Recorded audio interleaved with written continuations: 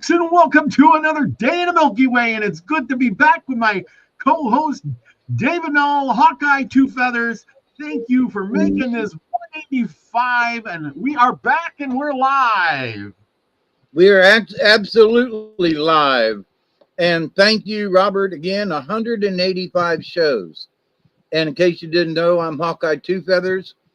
And I greet you with the love and the honor of the infinite creator. And I continue to pray each and every day that you'll accept and receive the knowledge, the healing, the wisdom, and the many blessings from the universe.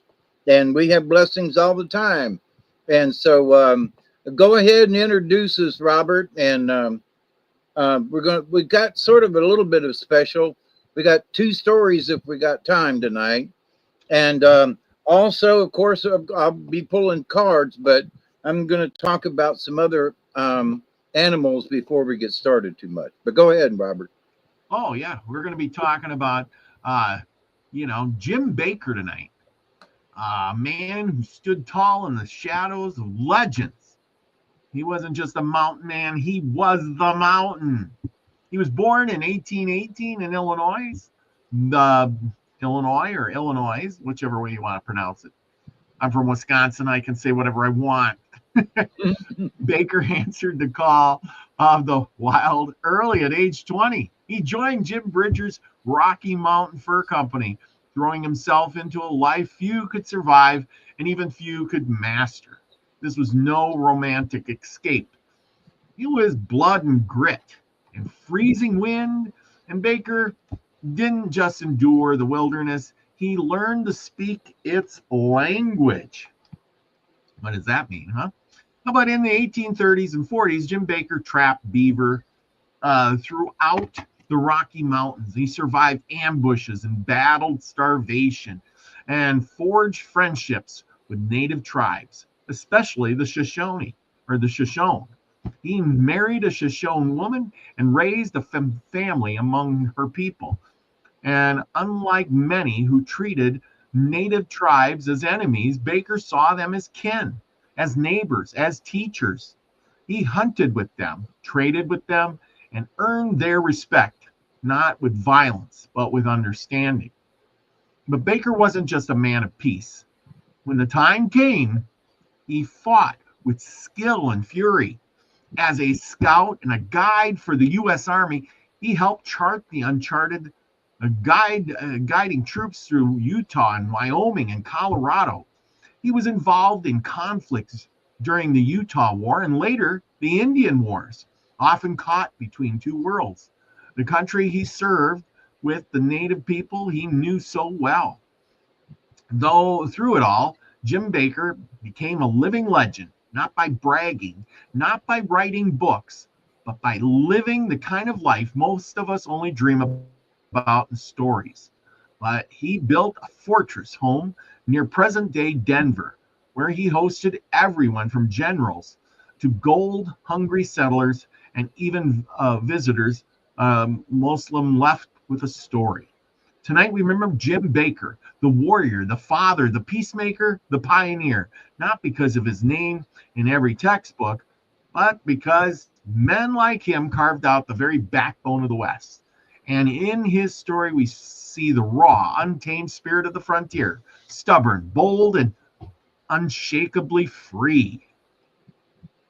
But there you go. Yeah. Anyway, we got lots of pictures tonight to show, and we got all kinds of good stuff. I want to touch a little bit on who this guy was.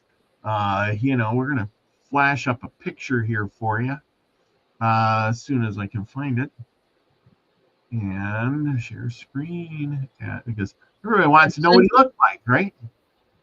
And some of you might be asking, why do we continue to do this? We've over the last 3 years, we've talked about the different native tribes and how they've interacted with each other and how the West, how they lost the West and how they were, conquered. But also with the mountain men thing here, you know, these are the people who really, really, really started the United States. They went out into the wilderness and did their thing, and you know, suffered such hardships. But why do we keep talking about it? Because these folks started it, you know, without their going westward and finding trails and making trails, it would have been a lot harder for America to become what it is. And you know, I'm glad, you know, that we're doing this and talking about these guys, because nobody talks about these pioneers and these frontiersmen. So, okay, that's my, I'm done. Yeah. Let's see. Give me a second here. I just had this page up and now I can't find it. That's a good picture, whoever it is. I don't know what I did with this. I had the pages right here and now they're gone. Hang on. Where is this? Oh, there it is. Oh, that's too many tabs. I copied, yeah, another tab.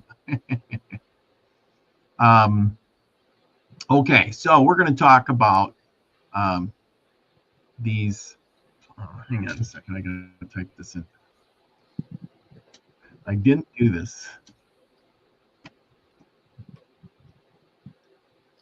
Well, as you're doing that, I can fill in with there were a couple of critters that have visited me in the last day, and I went outside this morning, me and Duggar, and lo and behold, there's a box turtle, you know, eating with the cats out of the cats deal. The cats would take a piece of and chew, and then a little tiddly bit would fall off from the cat and land on the ground. And so and the box turtle, he's just up there eating the little crumbly bums, literally right beside the cats. And I'm like, now that, you know, by the time I could come in here and get the camera and go back outside, the turtle had moved. But I was like, you know, being visited by dragonfly who came in and, you know, flew around me, lighted next to me. I leaned in and talked to him for a minute, you know, and it was like, and he flew around my head and did a little,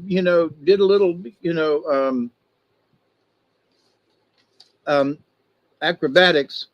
And so the message that I got was like, you know, Dave, when you do this tomorrow, well, and today too, that you gotta talk about what came in, and I can't find the pages. So, but what turtle is Mother Earth, and that, you know, we have a definite connection to Mother Earth, especially in these times when there's all kinds of shaking and quaking going on. We just need to be patient. But here's dragonfly is illusion, and dragonfly medicine is of the dream time.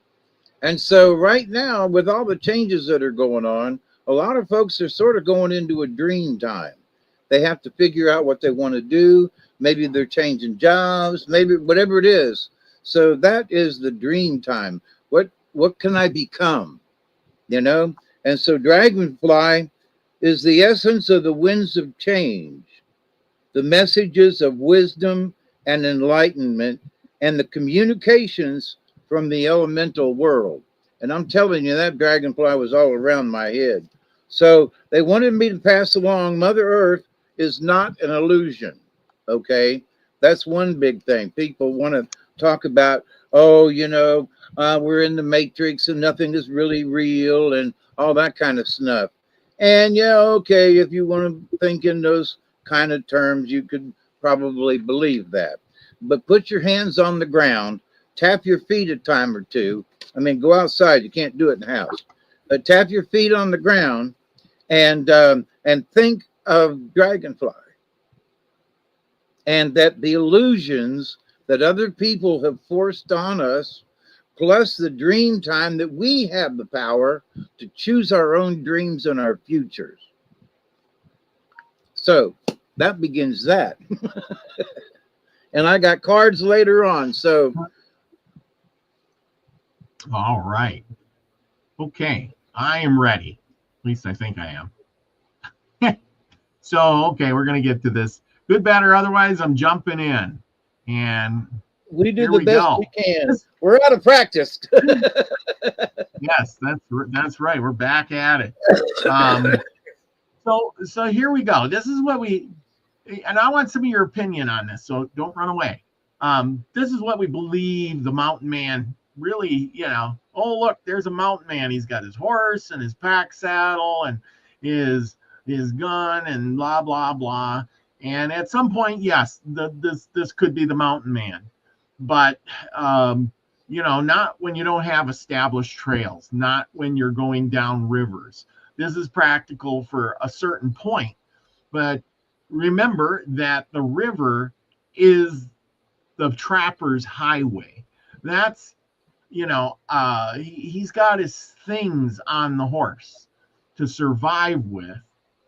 But what happens when he gets out there and he traps all his furs? And that's what we're going to get into tonight a little bit.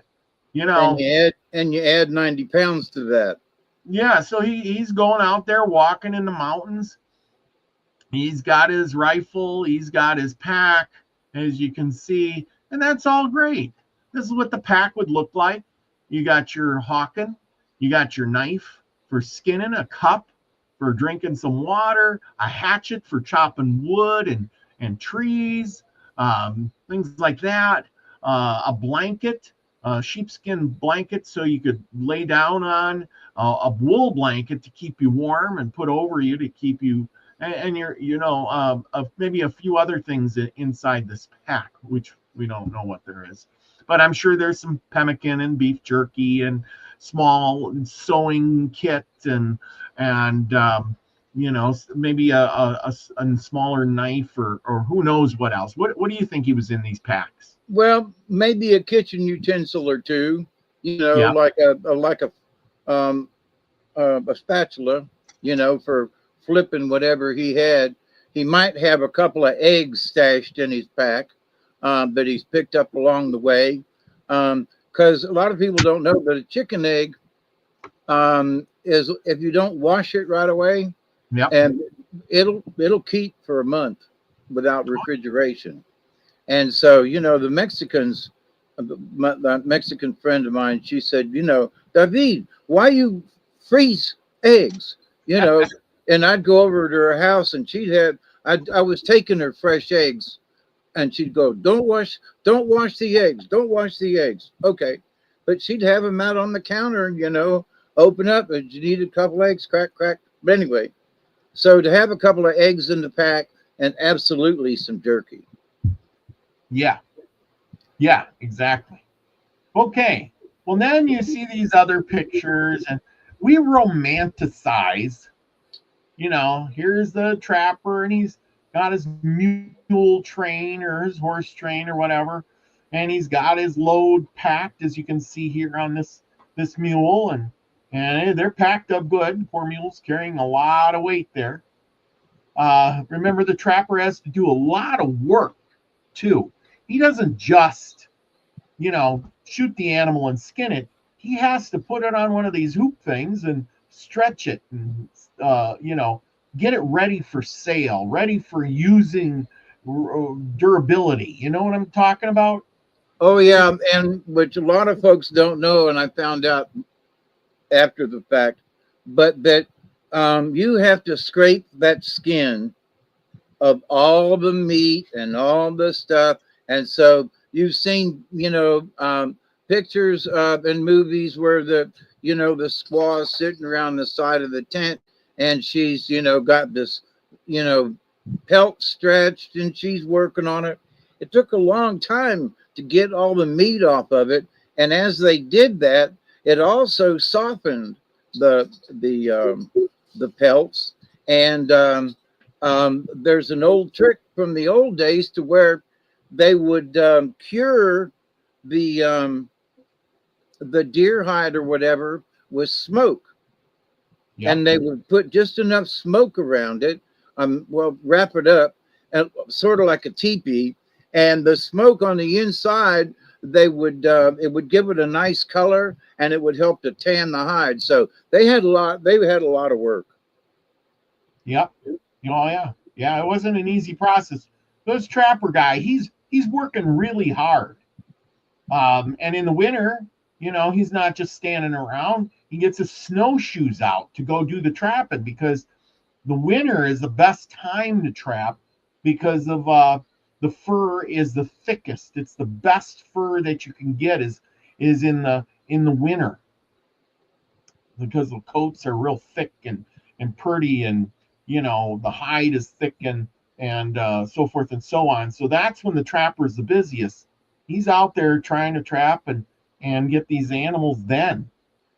And of course, he's also trading with the natives at the rendezvous in the summertime. We always see these pictures of the buffalo hides and the Indians, and they come to the rendezvous and they're trading for cloth and utensils and pots and pans. But we forget about a lot of the hard work. We see these pictures where, these big bales, these are bales of fur. And we see the canoe in the background and the fur trader, I guess the buyer's cabin. So the trapper would go up into the mountains, and he would get the furs and do all this work and bundle them up in these big bales, which he would, have to haul down to a river somewhere or across the mountain or wherever he had to go, throw them in the canoe, and then go down the river to wherever he was able to sell these furs at, maybe hundreds of miles away, which is a lot of work. Yep, absolutely. But let me add this too. And along the way, there were people trying to steal your stuff. That's right. I mean, not just the natives now, but white men. They'd see a trapper coming down the river and they go, "Oh, all we got to do is kill him and we can take his stuff." And there was a lot of that, Absolutely. But, and so criminals have been around for a long time, even stealing furs. Oh, and one other thing, the wintertime, fox changes its color in the wintertime to match the snow. So, you could get a regular fox fur or, to wear that they would wear them around their neck and still do some. But, the white fur only in wintertime. So it was very prized. That's right. Now you can see in this picture here, this guy here is carrying a pack. And you can see a strap around his neck and around his waist. But we're going to get a little more into that. Here's a group of trappers, and they got their bales. These are their bales of furs. And, they would actually, a lot of times they would travel together in groups. It was safer, and you could share the work, especially when you're paddling that canoe upriver. As you can see here, the rushing water, and then they're probably unloading and maybe to portage to a calmer area. That's what I would say. Maybe they're going upstream or something, and they got a portage on this path here alongside the river, which is probably no easy trail. So putting it that way. But how did they get these big packs? This is what we're getting to. How did they get these big packs? They loaded them on their back, 90-pound packs. They would strap them around their waist, as you can see here. They would strap a strap around their head for more balance, and they put this 90-pound pack of bale of fur on there. And then in their moccasins, as you can see with this guy, he's got moccasins on. And we know that's not a hard-soled shoe. You're going to feel every twig and branch on the ground. Every little rock is going to, be right there. It's going to poke you. And if it's hot out, well, being, leather moccasin, this is he's going to be hot as hell. This is a little later on in life when they started getting mule trains, putting the mules together and doing the hard labor for the men, as they would take these furs to the buyer where they would hang them and he would inspect them. And here you could see the bales of furs. Now remember, these aren't light, they're beaver and there's fox, as you can see on the wall here. I imagine this is fox hanging on the wall. And maybe a buffalo hide over there. Here's a buffalo skull right here. Okay. And here's one of these bales. Go ahead. Let me mention something about the canoe before we get too far away from it. Yeah, go ahead. They would go upstream to their camps, but very rarely did they go upstream with a cargo. They only took their stuff upstream. When they got done hunting and trapping and everything, their trip was straight downriver because that was the benefit of the canoe. Well, I imagine, depending, I suppose, where you're at, though. If you were downriver and the trading post is upriver, you're going upriver. Yeah, I mean? But I mean, if you've been to the mountains, you're going downriver. Yeah, well, no, I agree with you. Yeah, but and if you're going upriver, you're going to have to pack it. So here's a guy, and he's carrying 2 90-pound bales, one on his shoulder and one on his back, wearing moccasins. Now, you know how hard? That's 180 pounds. And this is how they would do it. They put a strap around their head, put the back on there. They would carry their powder. Here's a barrel full of gunpowder or something, because you got to carry your supplies. They didn't have packs, lightweight stuff like we do now. That canvas that it's wrapped in is pretty darn heavy. Yep. Just itself, and they would march through the woods just like these guys are. Marching through the woods, carrying these, 80, 90-pound packs on their back and on their shoulders for miles and miles and miles. Hence, where I'm going to start. They would not stop every 10 minutes for a break. Yes, they would not. When they walk, they put it down. Yes. So, these mountain men, they signed up for they were basically trapping in those areas, from the Algonquin tribes along the St. Lawrence to the voyagers adopted birch bark canoes as their means of penetrating into the heart of the vast continent. From the 1680s until the 1800s, flotillas of canoes from eastern Canada and Hudson Bay supplied a network of trading posts and eventually stretched from the Great Lakes to Columbia to the Yukon rivers. The fur company typically signed up a voyager for 2 to 3 years of back-breaking work. Portages in which the canoes and the goods were carried over land to bypass falls, rapids, were divided into brief rest stops a third of a mile apart. Voyer carried his load in 90 pounds. Now, listen to this. Tells you how weak we are. His load in 90-pound packs secured to his back by a leather harness. That included a forehead strap to help distribute the weight. The standard load was 2 packs of 180 pounds, but sturdier voyagers doubled that. Bragging rights began in earnest of 5 packs, 450 pounds.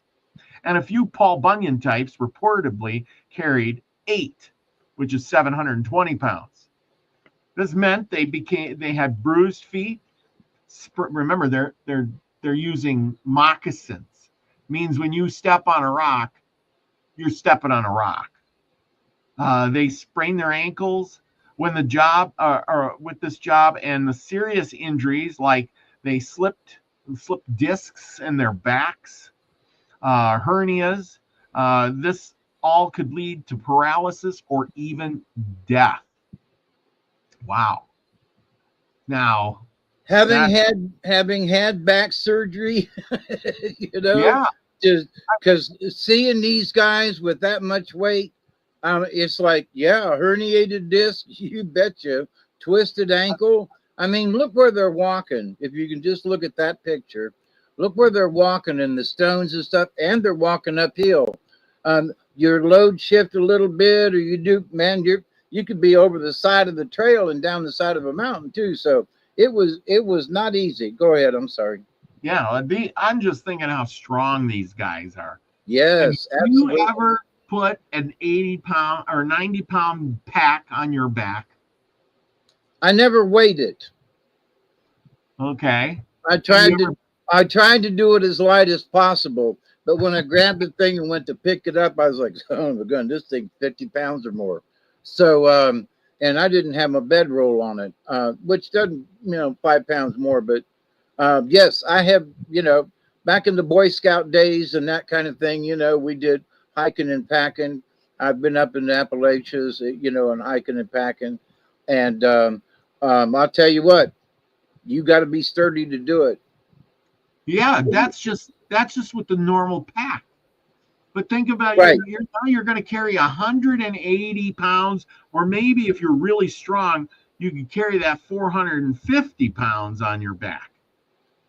Can Can- Let me add something. I'm sorry, I keep interrupting. But at a powwow that I went to, there were 7 Lakota warriors there, and these guys were like 6'8", 6'9". They were huge. I'm talking about these guys. You go, oh golly, and so one of those guys, they could carry 3 pack, because they're just Yeah, huge, man, and strong too, you know, but they would still suffer with the same injuries because of the weight of, of the thing. But I could see some of them big warriors that I have met over the years, big fellas, oh yeah, yeah, they could do 3 of them easy. I know. I live out here in the Dakotas, and man, I've seen some big You know what I'm native. talking about, don't you? Oh my These gosh, you them get up to them and them you're boys, like, they're they're some of huge. yeah, some of the natives, like in Florida and down in the swamps and such, they might be a little tall, but they're kind of skinny and scrawny compared to the folks up north. I'm just Yep. saying, So we're gonna move on to the winter time. I don't know if I got our picture. Ooh, put your coats So on. you can see where this guy how he's carrying a pack. Um, Winter tested the merit of the voyagers. They those who lived through the cold months in the wilderness boasted of the status of the winters, and they looked down upon the pork eaters, they called them, who returned to the settlements in the fall. So I suppose there were some guys who said, "Screw it, I'm going to live at the fort or the settlement, and I'm not going out there. It's And what too flipping cold." and what did they call them? Pork eaters. Pork, as in suey. Yep, Okay. yep. These people returned to the settlements in the fall on hunting excursions or when ferrying supplies and furs between the posts. Voyagers traveled by dog sled and on snowshoes, camping at night, and they made a hearth of green logs cut long up to 20 feet and laid them in the snow. Then they cut balsam branches for the beds and slept huddled together under skins and blankets, feet to the fire, burning through the night. A fire could melt a 10-foot deep pit in the snow, and the voyagers took care not to roll into it. Now, I don't know if you ever seen some of that stuff, but when you go out west here in the mountains, the snow could be 10, 12, 15 feet deep. And if you start a fire, it's just you keep throwing wood on it, it's just going to keep melting and melting and melting until you got a big giant hole. But yeah, so that no wonder why they were cutting trees and then laying on top of the trees, and try. Well, first off, let's just forget all of that. Just go camping in the winter without a tent. Yep. Holy cow. I don't know if I want to go out there in the winter, 40 below, and you're going to go out there and just camp and sleep under some furs. Oh Well, my. but here's the thing. Having done something similar and having camped in this up in the actually it did snow that weekend on the 1st of May one year. Yep. Went up to the North Georgia mountains and it snowed. And I mean, it got like to 23 degrees and snowed. So had to do some huddling up. And the guy that went camping with me, he like wore, all he took was like a long sleeve shirt and a jacket, you know, and I had long underwear and coveralls and extra blanket because I'm a Boy Scout, you know, and he supposedly knew what he's talking about. So by the end, it got so cold though we had to share the blankets, just for. I mean, you get up underneath and put everything you got around you, and make a little tent like you was a little kid. And so they got them furs. They'd pile them up and literally just get up under them and get in the middle, and they'd all get in there, and their body heat would help keep them warm. So, as bad as it sounds, it was cold outside. Now, don't get me wrong, but you get huddled up underneath some furs like that, you could stay warm. Yeah, but still, it's still cold. Yes, Well, anyway. It's still cold. I mean, any movement that you do and want to look outside, it's cold. And it's snow, you know. Oh yeah, like I said, you'd see. This is what you'd probably see. But can you imagine this in the winter? You're carrying all this and you know, 2-3 feet of snow, and you're trying to move through. Give a shout out to everybody. We got Joanne Dancing Gypsy is in the house. Elderberry, Chloe. We got Savage Lee and Lucky Stone. So there you go, everybody. There you go. Anyway, thank you all for joining me and David tonight. It's a good night. We're back. Anyway, so as I go on, staggering under loads that would flatten a mule, padding at 40 strokes a minute for 12 to 15 hours a day. Now listen to this. You think you could just, without a pat, walk for 12 to 14 hours or 15 hours a day? Oh no. No. I had a broke leg, but to the point, the amount of weight, and you know, when they walked up, what did it say about paces? The 40 stroke. It says 40 strokes a minute for 12 to 15 hours a day. So 40 strokes a minute was like steps. Yep. So you had to do 40 steps in a minute. So that's 1, 2, 3, 4. 40, and do it in a minute, and you're carrying that load. Yeah. And I just want to remind folks too, those are really good pictures, but that also is what the in the French and Indian Wars and that kind of thing, that's what those guys were carrying up there too. So these folks are going west to explore, but there was wars and stuff, and especially the Indian Wars, that some of them are going on at this time. So, but them soldiers and folks, they had to carry their stuff just like that. That's exactly right. Here's a picture, an old time picture of a guy carrying his stuff. No fancy packs, just stuff piled up on top of stuff, and he's got his canoe, and oh my gosh, Anyway, let's get back to this.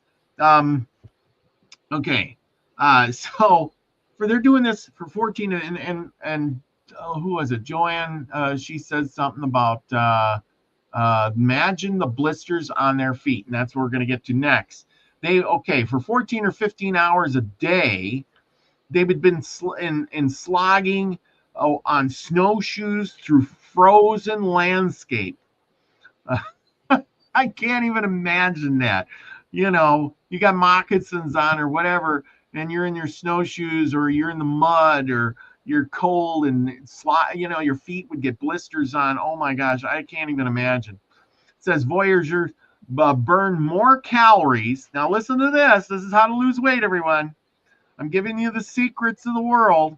Voyagers burn more calories than a marathon runner.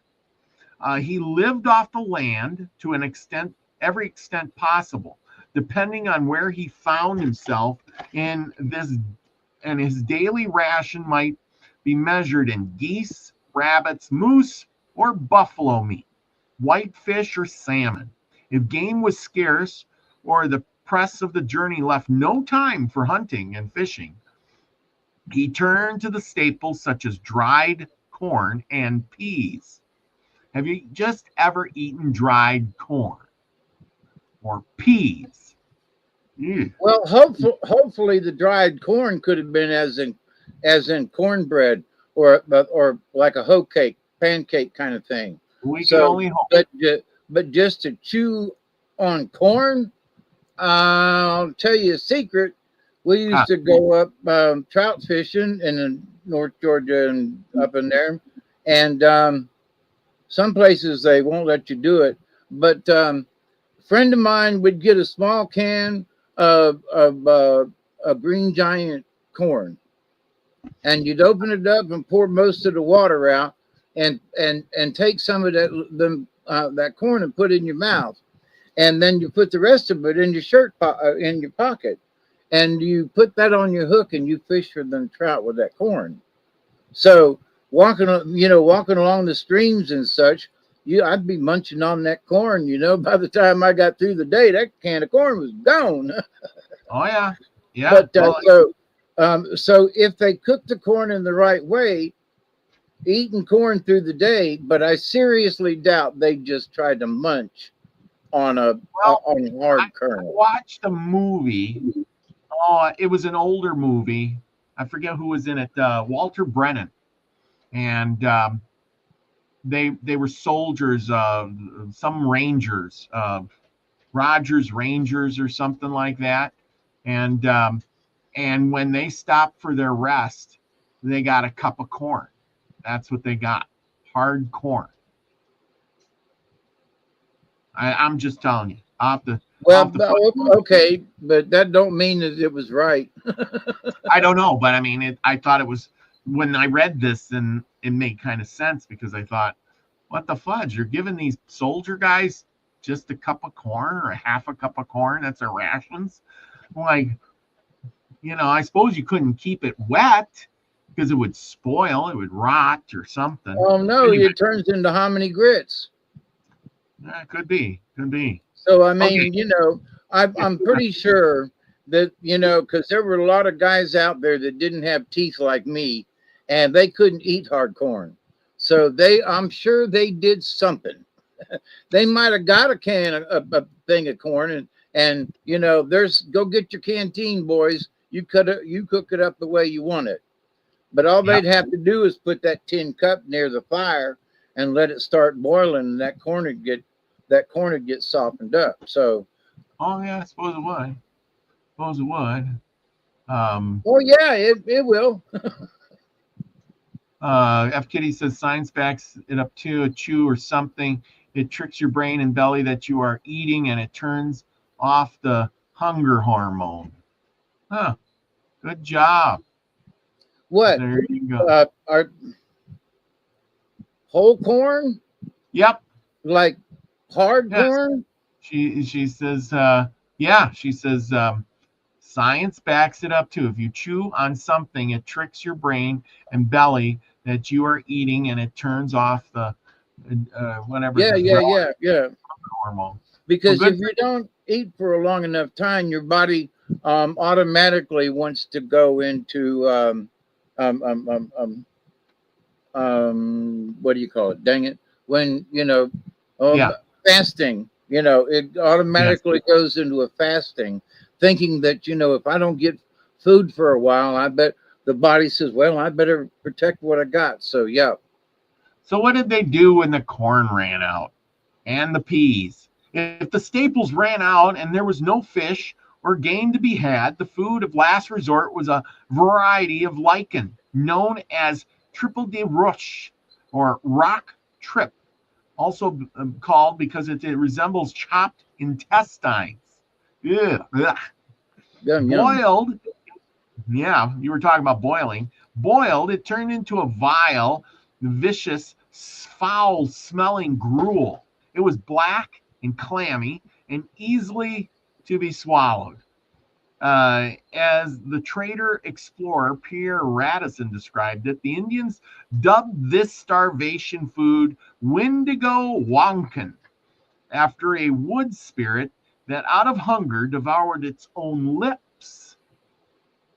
West west of Lake Winnipeg, where the forest gave way to Buffalo Plains, the voyagers' chief staple was pemmican. We've all heard of pemmican before, I hope. It was packed with carbohydrates and protein. Pemmican was the ultimate trail food. To make it, the voyager started with strips of dried buffalo meat called jerky. He removed the gristle or sinew, pounded the meat to break it down, added dried berries and melted fat. Ooh, that sounds so good. And packed the whole thing into a buffalo skin bag. According to one observer, hair, sticks, spruce leaves, stones, and sand and other things often found their way into the mix too. Sewing the bag shut made an airtight receptacle. Thus, sealed pemmican could keep for years. Voyagers ate it raw or cooked. A favorite meal was rababoui. This was pemmican, sliced and boiled with flour. After a long day of patting and portaging, voyagers sometimes couldn't wait for it to cool in a bowl. Instead, as one amazed witness recorded, they poured this hearty stew. They poured the hearty stew over a rock and licked it like dogs. Voyagers were hired hands working for contract giant firms like the Hudson Bay Company that acquired furs by trading with Indians at posts scattered throughout the Canadian West. American fur companies didn't depend on Indians to do their trapping. At first, they employed their own trappers, but the system that ultimately took hold in the Rockies relied on the free trappers. These were mountain men of legend, men like Joe Walker, Jim Bridger, Kit Carson, independent operators who worked alone or in small groups and sold their pelts to traders at annual trappers' rendezvous. So there you go. And as you can see, here's another guy packed with all this, and he doesn't look like he's got really good shoes on. These look like moccasins too, and there he is, packed up good. He would make any military man put to shame, wouldn't he? Yeah, and let me add that too. Yeah, go ahead. In listening to a military man that had been in captivity for like 1,900 days by the Colombians when their plane crashed in the Colombian jungle. And so, it took them years for them to get him out. But he was talking about how the I'll call them soldiers. Sometimes they were rebels, but how they had packs and there'd be 70 of them in a line, walking, just hauling butt through the jungle. And so, that's one reason why they couldn't find these folks. 70, 100 people just, getting it through the jungle and with basically no trail. And so he was like, man, we got tore up. He said these people could walk and, trot and run where necessary, for 10, 12 hours. And he was like, we were dragging, I was passing out, and they just kept on going. So with that said, the natives used to do the same thing.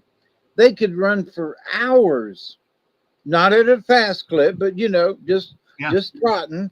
but they could run for hours. And also, you mentioned something about burning calories. If they had burned the amount of effort that they put in, if they had truly burned that many calories, by the end of the day, they would be like this, you know. So that it should tell everyone how hardened these people were, that they could go 10 hours a day, even just walking without a pack, you know. The fact that they could make the distance, it just goes to show how hardy these people were, you know, on a daily basis.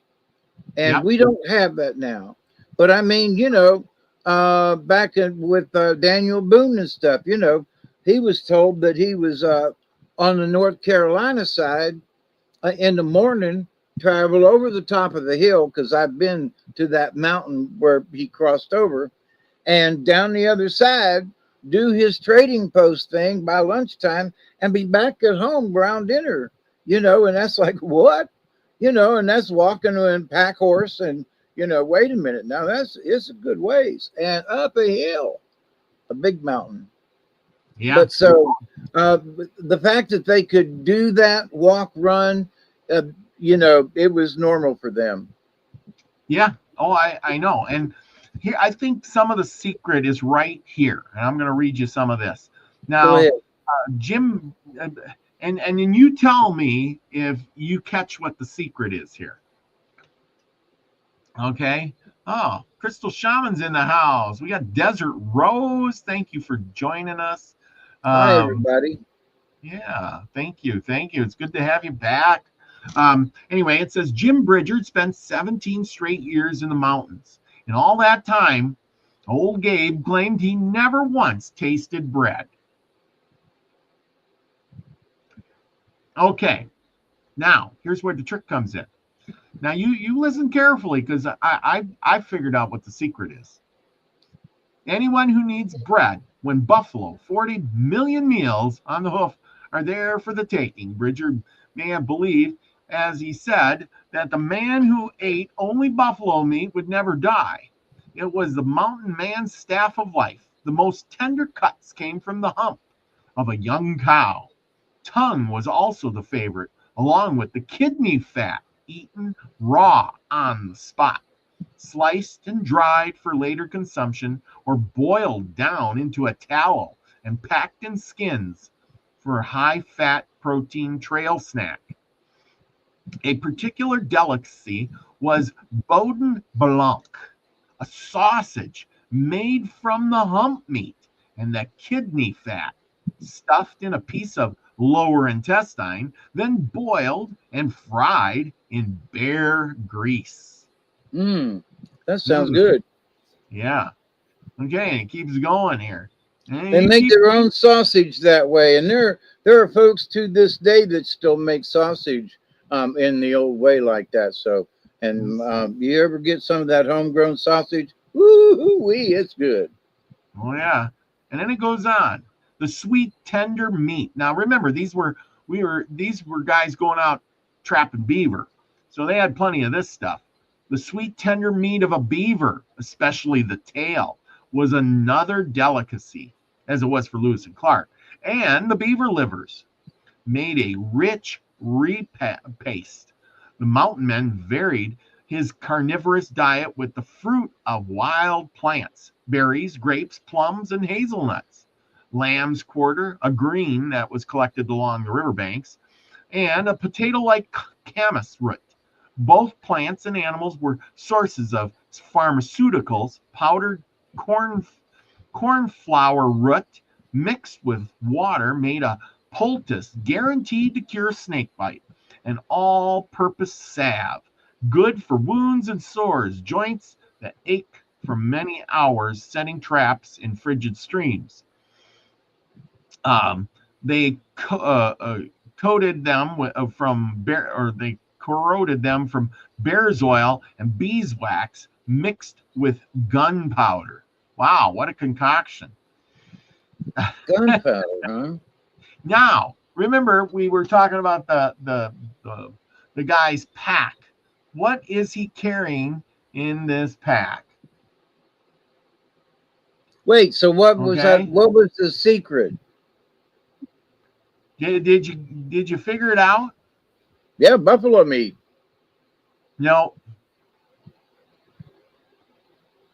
Grease, fat, liver, kidney fat, eaten raw on the spot, and then it was boiled down and put in made a sausage. Well, you ever eat sausage? What is sausage?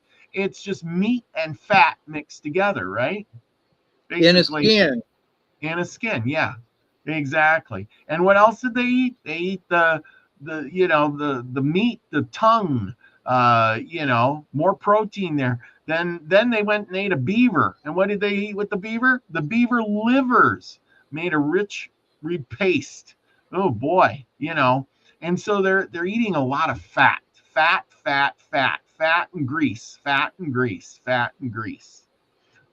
No bread, maybe some wild nuts and grapes and berries, but fat and grease. Boiled, fried, and bear grease. Everything is grease. We talk about, I don't like our fried foods. Oh my gosh, it's fried this and fried that. Well, yeah, but what do we fry it in? We don't fry it in lard anymore. We're frying it in vegetable oil or canola oil or Crisco oil, which ain't even real. No, but that, there are folks down here in the South now that still use lard.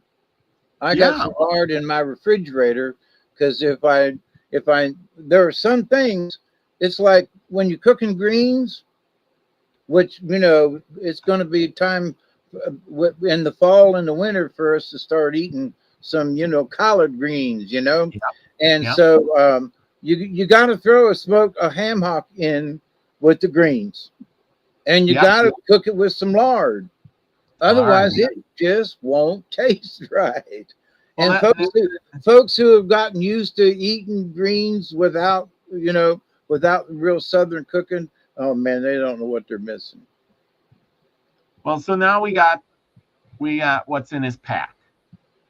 Well, the country is so bountiful, the mountain men seldom wanting, and with his basic pack kit, a sturdy plains rifle, a tomahawk, a Green River knife, possibilities was filled in the bag with items of varying degree of practicality, from colostrum or medicine, beaver musk for baiting traps, to small bones and pebbles and similar talismans. He made the Rockies his own. He learned to make a teepee. His usual bed was a blanket.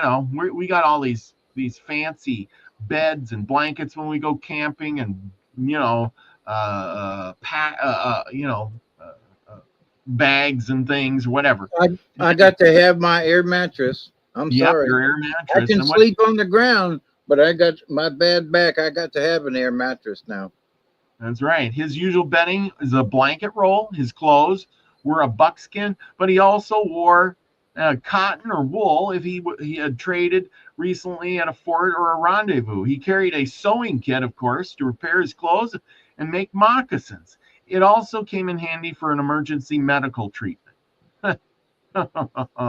So anyway, there we have the basics of a mountain man, and what he carried. And of course, I got some pictures of the big traps he would have had to carry to trap the beaver, the bear, all those other things. And these aren't small. These are pretty darn big. And these are going to be and they're heavy. Yeah, and you got to carry these things too. Here's some of the things he would have been carrying. If he had a buffalo robe, he would have had one of these big guns. Here's your pistol gun, which is not very small. Looks like a half of a rifle. Some items to scrape the hides, like these. And this is like an Indian thing. They would have a spear and stuff, but this is what they've been hunting, beaver, and there's his tail. And You know, and beavers are pretty big too. They weigh 35, 40 pounds. So, Yep. And sometimes bigger.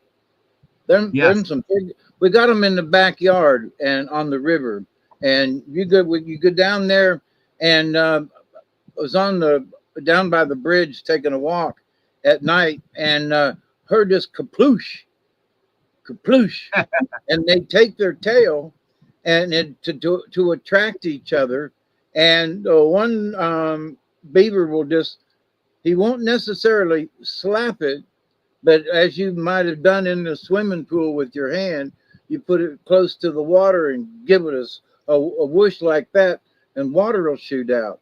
And so anyway, he's taking his tail going kawoosh, and he'll swim a little bit, kawoosh, and it sounds crazy as hell, and it's loud too, But anyway, yeah, I'm sorry. Oh no, that's all right. So Anyway, I was trying to say that their tails were very strong. yeah. Okay. Well, anyway, there's the beaver, and we're gonna move on to. We're gonna talk about our guy now. And let me add something with the beaver.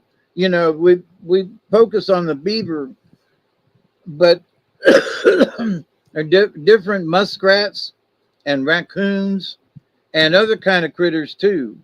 But beaver was, prized because of its pelt. But there, some of those, I just named them. The little smaller critters, their pelts were good too because they were easy to sew together. Yep. And one other thing, I keep remembering stuff. For the last 2 years, I have been basically barefoot, and I have worn moccasins and things. In fact, this is a basic shoe that I use. It is very thin. They're mostly for working on deck on a boat, something like that. But I went all the way around the yard today barefoot, all the way out in the field and everything. And I'm like, I couldn't have done this a year ago because my feet weren't tough enough. And so when you start, toughening up your feet, I know some folks that down in Florida, they got calluses on their feet that's 3/4 of an inch thick. They can walk in anything. And so I would say that their calluses were probably very, a lot more than what folks are used to now. Scholes would have made a good business, Dr. Scholes. Oh, yeah. Anyway, but so those guys, they might have been in moccasins, but they would always put the heavy. They weren't stupid. They always put the thickest piece of hide on the bottom, and then soft around the sides. So that's right. But yeah, and there are stories where the warrior comes in and asks his grandmother or whoever would you please make me a pair of moccasins because mine are worn out, and I run every day and I hunt every day. Would you make me a new pair of moccasins? So they had a good business with. They knew how to make them quick. Oh, I'm sorry, I keep interrupting. Okay, we are going to get on with this guy here. Our character of the night, Jim Baker. He was born in all places in 1818 in Belleville, Illinois, or Illinois, whichever you like. In 1830, his early years, he traveled west as a young man and became interested in trapping and the fur trade. By 1838, he starts his trapping career. He joined Jim Bridger and William Sublette, who we've talked about before, and other seasoned trappers in the Rocky Mountains. And in 1839 and the 1840s, he lives among the native tribes. He married a Shoshone woman, integrated into the tribe, and became fluent in several native languages. See, this in the early 1800s, these were the men who were, trying to interact with the natives as they should have. We should have all been interacting that that way, integrating into the tribe, learning their language, learning their stuff like that. But instead, we said, nope, don't want none of that, right? By Yeah, 1846, because unfortunately, the English way or the West Eastern, whatever you want, the European way, was to conquer, and that the Indians were savages, and they had to go because they were savages. that's right. And you can see in this picture, here's Jim Baker, the old guy, pack horse. Now you can see why they upgraded the pack horses and pack mules and things like that, because who would, once you get old like this, I don't know if you could carry that 90-pound backpack. Jeez. Anyway. I don't know. I think you'd be broken down by then. You know what I mean? I think yeah. you'd be looking for a mule. And remember, well, it's been a month now, but when we were talking about some of the other mountain men, there was one guy that was very famous, and he would only go with mules. Yeah. He would only use mules for his packs or riding or whatever, because he found they were so stable in rough country. So anyway. Yep. Okay, well, he transitioned from a mountain man to a scout and Indian fighter. After his early days of fur trading, Baker transitioned into the military work. By the Mexican-American War, he had a reputation as a wilderness expert. The U.S. Army needed men who could navigate dangerous terrain, avoid ambushes, and negotiate with tribes, and Baker fit the bill. In 1860, during the rising tensions between the settlers and the native tribes, Baker became a scout and an Indian fighter in Colorado and Wyoming. He served under General Fremont and Kit Carson at times, aiding in both mapping and combat missions. His most famous moment came in 1855 when he and just a dozen men defended a post from over 200 attackers, an epic stand that became legend. Well, ain't that cool? And here you can see a picture of this guy. He looked tough, doesn't he? Anyway, Jim Baker and the native tribes. Jim Baker had completely and deeply personal relationships with Native American tribes. He married into the Shoshone, fathered children, and lived peacefully with them for years. And he was fluent in Shoshone, Ute, Cheyenne, and Arapaho languages. He worked often as an interpreter during negotiations between U.S. forces and tribal leaders. His role was always a balancing act. He had loyalty to his adopted native family, but he also scouted for the U.S. Army. Unlike some Indian fighters of the time, Baker tried to negotiate peace first, only resorting to battle when necessary. His knowledge of customs, terrain, and tribal politics made him an irreplaceable asset during tense standoffs. Oh, and speaking of terrain, he probably, blazed some of the trails in his earlier years, which made him such a good scout.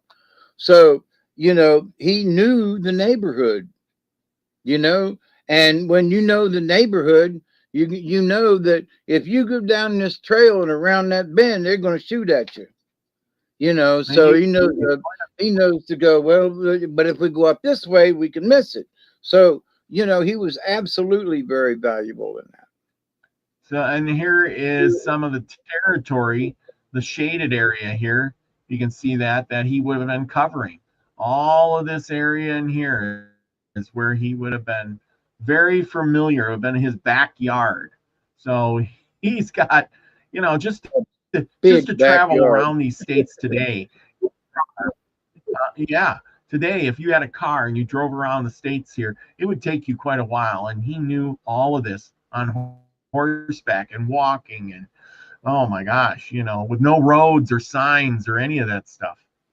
Right. Okay, well, we're going to give you a brief background with the Indians. The Shoshone, known as the Snake People, they were semi-nomadic and excellent horsemen, and Baker married into this tribe and lived among them.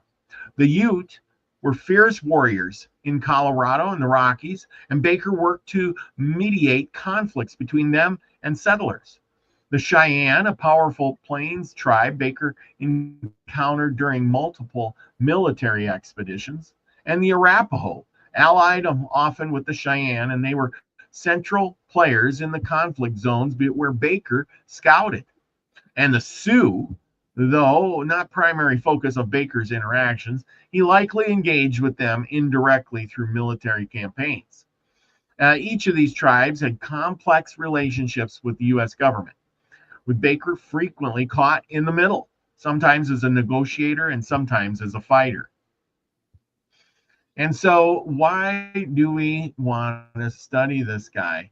And you can see all the places, the trails. Let's see. He was in the military, as you can see here, mounted, in the cavalry or something. Here's one of the guns he would have had to carry. It's huge. I mean, and heavy. This thing has got to weigh 20. Yeah, big, heavy gun. And so why do we study this guy? And the bullets, and the powder, and the bullets. Yeah. And yes, exactly. Anyway, Jim Baker's legacy is one of rugged survival, cultural respect, and frontier diplomacy. He helped map the Rockies, guide settlers, and keep fragile peace when war loomed. His cabin in Savory, Wyoming, is now a museum, and he is remembered as one of the most authentic, battle-hardened, and culturally integrated mountain men of the era. He wasn't just passing through history, he helped carve it out. Can you believe that? And yeah, so can anybody see what's wrong with that picture? What's wrong with the picture? Can you zoom in? What's out of whoa, that's far enough. What's out of place? No, what's out of place there? It's a log cabin. I know. With glass windows. No, glass windows. They would have been shutters because they they couldn't transport glass. What year was it? That 18 what? Now after they built it, they could have ordered glass, but now that it's, I just want to point out that now that it's a museum, they've got casement windows, which looks good.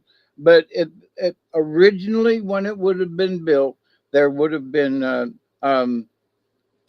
shutters, not glass. Okay, so here's the timeline. Now he might have had glass windows. This cabin's in Wyoming. Not when he built it. He'd had to order glass. He built it in 1873. Remember, he lived a really long time. He was born in 1818 and he died in 1898. So he was like 80 some odd years, 80, 90 years old there. My point is that there weren't many glass factories, and transporting glass in a covered wagon did not bode well. So I know. It wasn't until later on where they could carry the glass. This is an earlier here's an early picture of the cabin, and it still has the glass windows, but the glass windows may have come along. They upgraded it when they could afford it. I'm not saying it was bad. I'm just saying when they originally built it, they had to wait on the windows to get there. Oh, I'm pretty sure you're probably right. But like I said, he built this in 1873. So right. By this point, and he died in 1898. So, I mean, the Indian Wars were over by 1875, 6 or 70. Yeah, by 1880, they were all over. I mean, I'm sure you could order glass then and had it delivered to the house through Sears and Roebuck. Yeah, absolutely. They learned how to carry it, and there was a big demand for other farmers and people for windows, and so. But just originally, when they first made it, there would have been shutters until they could have oh yeah, transported the windows there. so you can see this is the inside of his cabin. I thought the Jim Baker cabin. And wait, zoom up a little bit. I mean, well, not zoom, just scroll. No, yeah, and see that those are all antlers.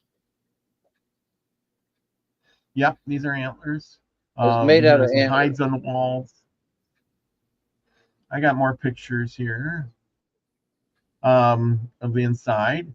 The big log walls, rough hewing.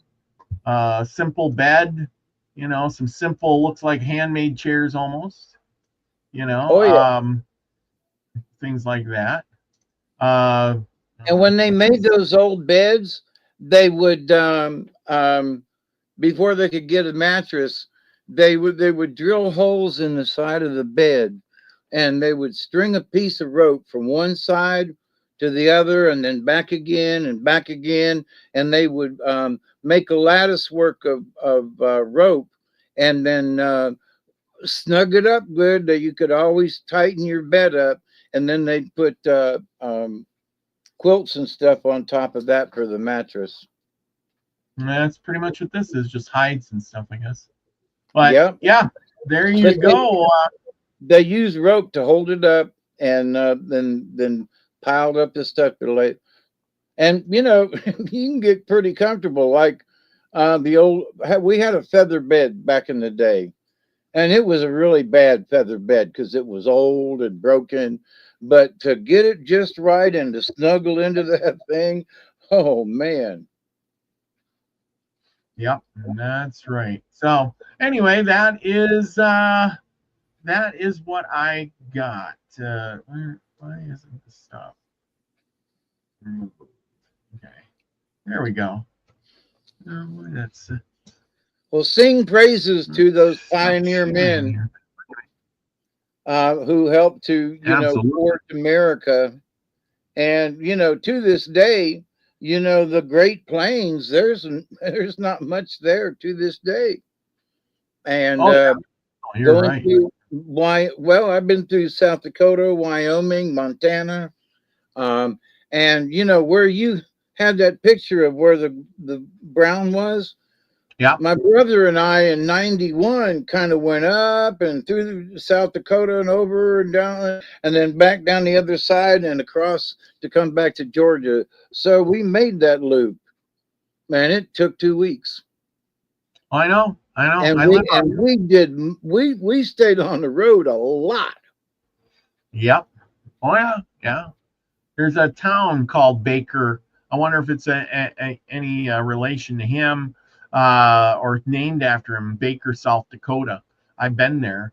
I drive through there a few times. It's a town in the middle of nowhere, really nowhere. It really is. But hey, it's all. But where was he at when he died? What? Wyoming. That ain't far from Dakota. That's true. That's true. And we got the story for tonight. How's that?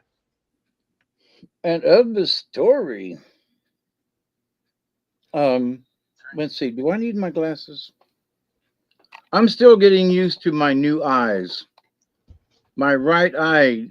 Susie Q's in the house. She says, "Oh wow, the people of Jamestown had one pane windows in 1608." So she didn't know that. I guess they did have glass. I'm not saying that they couldn't have them. I'm just saying, yeah. But I mean, to out west to carry glass, because there was one, I can't remember. It was a cowboy show, and the lady went out to the cabin, and he was like, "Well, I'm sorry, our windows haven't arrived yet. You got here before the windows did." And the guy pulled up, a couple of days later, late. He'd been attacked by Indians and all the glasses broke. So, but anyway. Yeah, I think I remember seeing a show like that once. I can't remember what it was about. Yeah, there's several of them that, the ladies at the fort would come out to to be with their husbands, and they had shutters on to keep arrows out, but They wanted to be able to look outside. And so, but that's a long way to tote glass without it breaking. This is They did true. they didn't have glass shops everywhere, They were mostly in the East. But anyway, um, one of the things is that, we see things and go, well, it must have been normal. No, not at that moment. Now, 10 years later, yes, it looked like that. Mhm. Exactly. Because people, they never look at it the way it used to be. And there's a place in Tifton they purchased old farmhouses from around Yeah. South Georgia, Yeah. and to go there and see the different houses. I did a puppet show several times in the one in the old schoolhouse. It was crazy, but the size and what it looks like and how everything is a little condensed, and yeah. But anyway,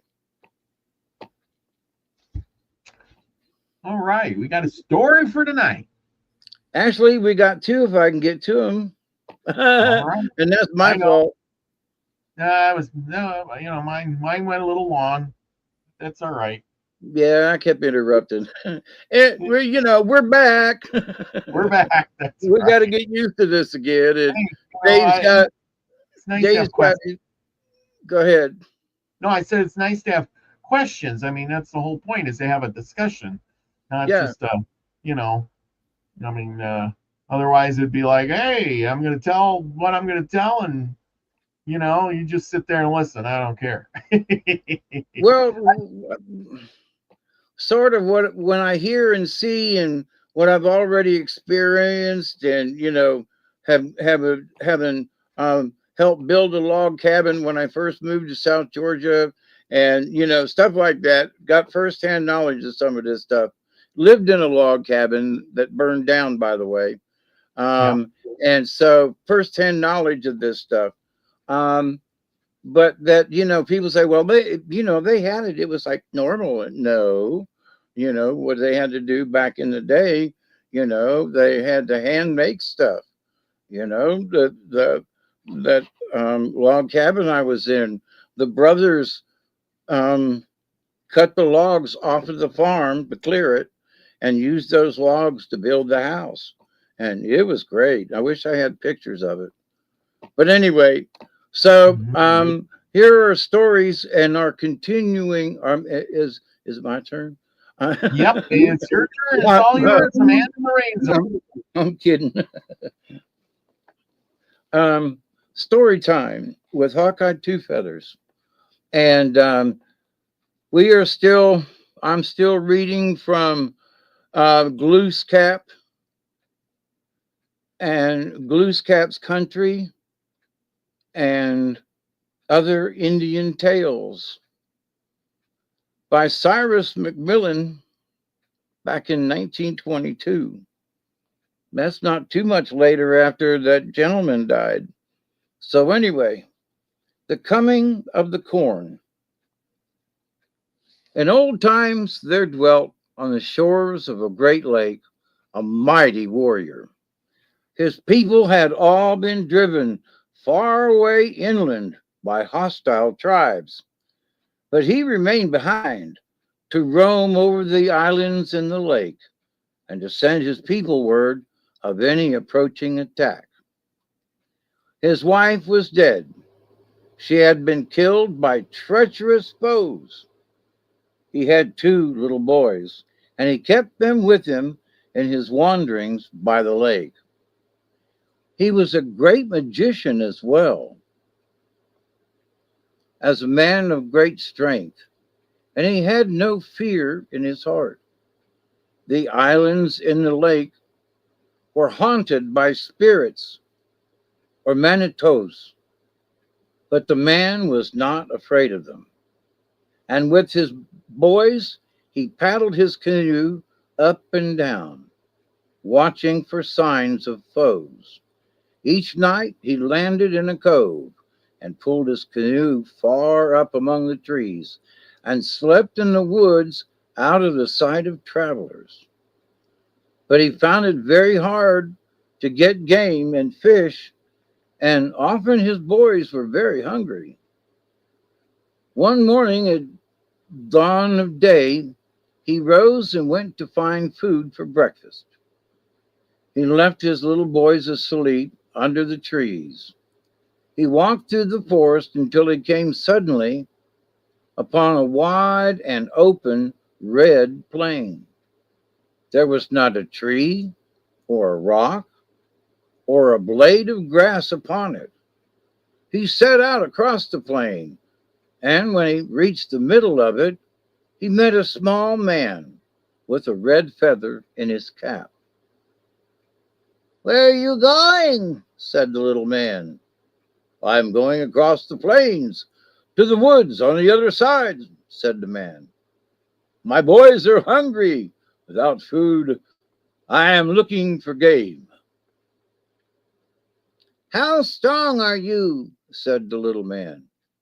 "I am as strong as the human race," said the man, "but no stronger." "My name is Red Plume," said the little man. "We must wrestle. If you should make me fall, say to me, 'I have thrown you.' If you should overcome me, you will never want for food, for you will have other nourishment other than fish and game." They smoked their pipes for a long while, and then they wrestled. They wrestled for a long time. The warrior was growing weak, for the little man was very strong. But at last he threw Red Plume down and cried, "I have thrown you!" And at once the little man disappeared. When the warrior looked on the ground where his opponent had fallen, he saw only a crooked thing like an acorn with a red tassel on it. He picked it up and looked at it, and as he looked, a voice from it said, "Take off my outside covering, split me into many parts, and throw the parts over the plain. Scatter every bit of me. Throw my spine near the woods. Then in a month come back to the plains." The warrior did as he was told and then went back to his boys. On the way, he killed a rabbit and cooked it for breakfast. He did not tell his boys what he had seen. And there's a picture. At the end of a month, he went alone again to the plain.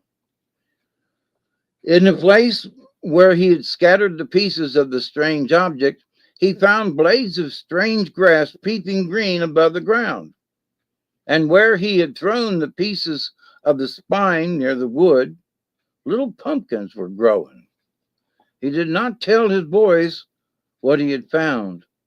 All summer he watched for his foes, and in the autumn he went again to the place where he had thrown down the man of the red plume.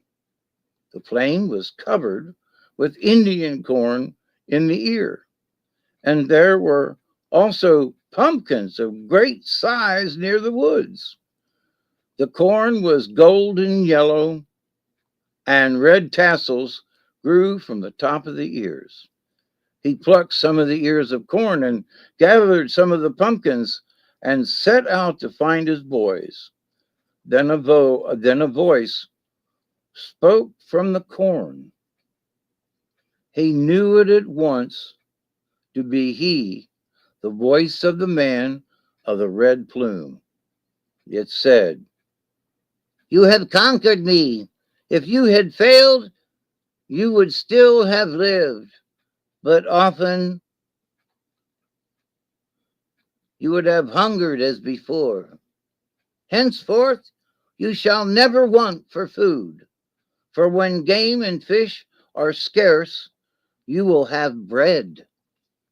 And I will never let the human race never lack food if they keep me near them. So corn came to the Indians in the olden times, and never afterwards did they want for food. When the man came to his boys, he told them what he had found. He ground some of the corn between stones and made bread from the meal, and he cooked a pumpkin and ate it. Then he thought of his poor old father and mother far away beyond the hills, perhaps without food. So that night he took his boys and traveled far through the forest until he found his parents. He told them of the coming of the corn, and he brought them back with him to the Manitou Islands near the shores of the Great Lake. And ever afterwards, the fields were beautiful, fruitful, and corn was abundant, and never failed to land and never failed in the land where the red plume fell. The end. Good one. I like it. Yeah. Ready? Well, whenever you're ready, we can do the second one. Hey, I got a question for you to break this up in a little bit. I was talking here about these guys have making Indian fry bread. Have you ever made Indian fry bread?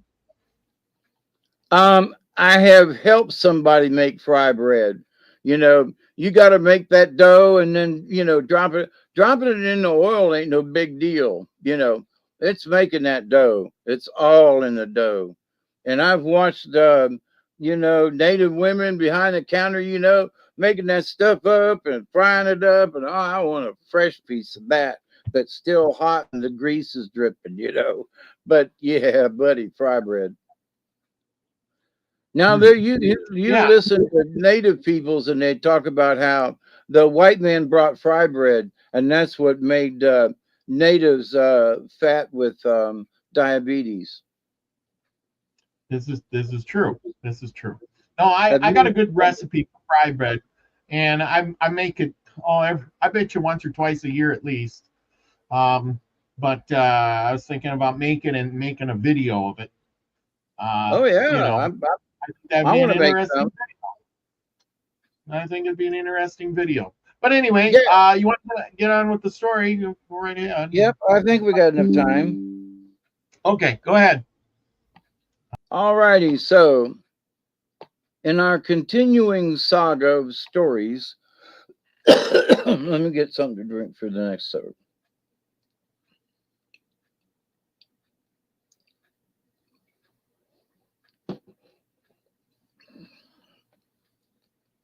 So I'm continuing reading from Glooscap's Country and Other Indian Tales by Cyrus McMillan in 1922. This story is The Boy Who Overcame the Giants. Once long ago, before the white men came to Canada, an orphan boy was living alone with his uncle. He was not very happy, for he had to work very hard, and tasks more fitted for a man's shoulders than for a boy's were often placed upon him.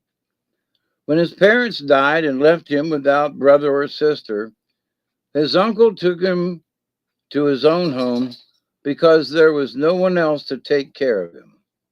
But he treated him very cruelly, and often he wished to get rid of him. It mattered not how well the boy did, how well he did his work, or how many fish and animals he caught. His uncle was never satisfied, and often beat the boy harshly and with little cause.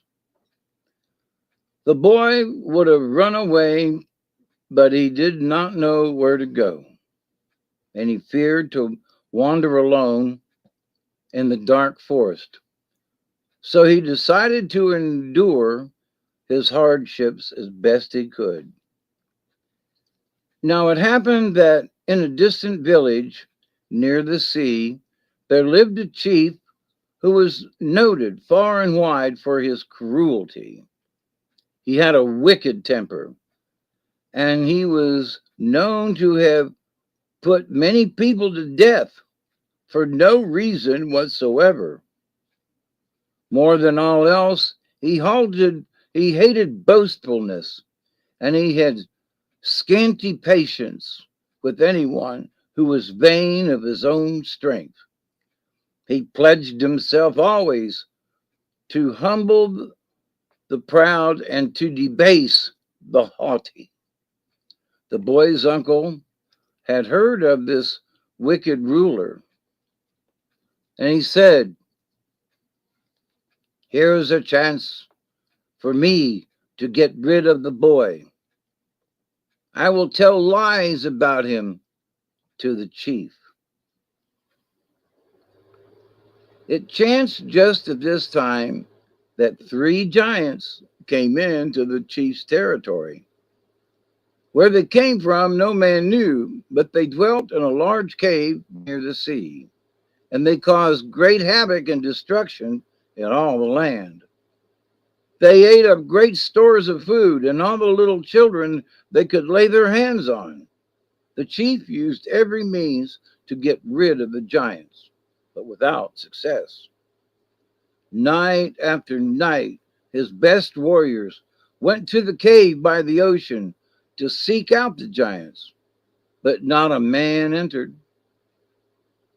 A piece of birch bark bearing a picture of a warrior with an arrow in his heart found the next day at the chief's door always told him of the warrior's fate, and the giants continued their cruel work, for no one could stop them. Soon all the country was in great terror. The chief wondered greatly what was to be done. At last he thought, "I will give my daughter to the man who can rid me of these pests." His daughter was his only child, and she was very beautiful, and he knew that many suitors would now appear to seek her hand. For although the task was dangerous, the prize was worthwhile. When the wicked uncle in the distant village heard of it, he thought, "Now I can rid of this boy, for I will tell the chief that the boy says he can kill the giants." So taking his nephew with him, he went to the chief's house and begged to see him.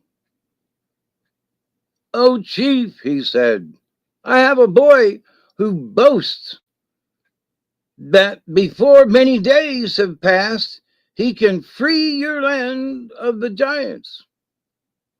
And the chief said, "Bring him to me." The man said, "Here he is." The chief was surprised when he saw the small boy, and he said, "You have promised that you can rid my land of the giants. Now we shall see if you can do it. If you succeed, you may have my daughter. If you fail, you will die. If you escape from the giants, I will kill you myself. I hate vain boasters, and they shall not live in my land." The boy went and sat by the ocean and cried as hard as he could. He thought that he would surely die, for he was very small and he had no means of killing the giants. But as he sat there, an old woman came along. She came quietly and quickly out of the gray mist of the sea, and she said, "Why are you crying?" And the boy said, "I'm crying because I am forced to attack the giants in that cave, and if I cannot kill them, I shall surely die." And he cried louder than before. But the old woman, who was the good fairy of the sea, said, "Take this bag and this knife and these 3 little stones that I will give you. And when you go tonight to the giant's cave, use them as I tell you, and all will be well." She gave him 3 small white stones and a small knife and a bag like the bladder of a bear, and she taught him their use. Then she disappeared into the gray mist that hung low on the ocean, and the boy never saw her again. The boy lay down on the sand and went to sleep. When he awoke, the moon was shining, and far along the coast in the bright light, he could see an opening in the rocks, which he knew was the entrance to the giant's cave.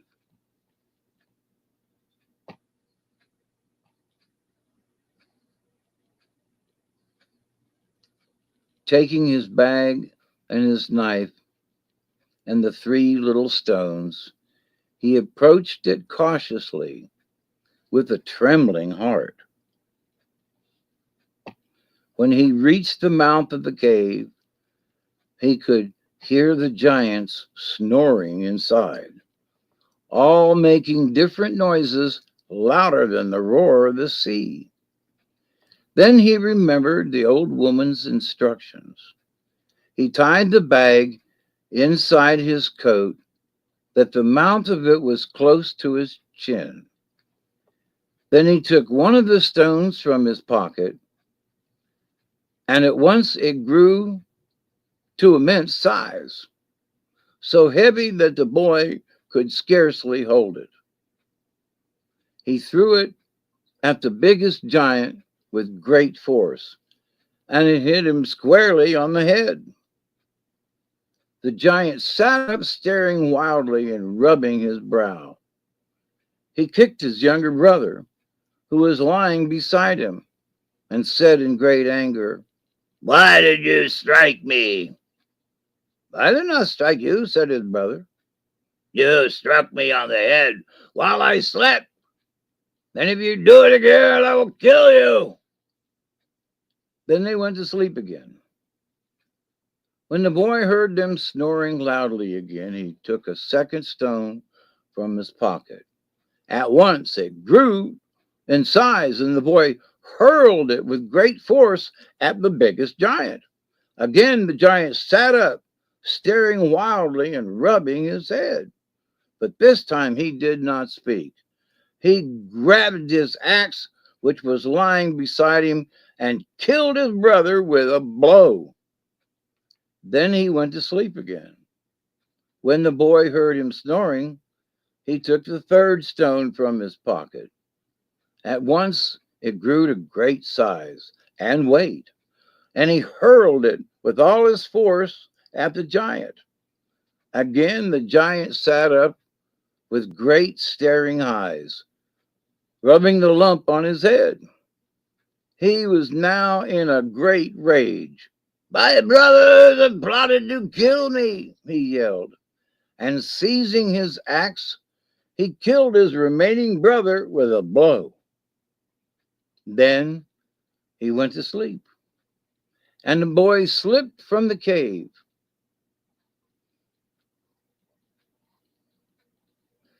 First gathering up the 3 stones, which were now of their usual small size.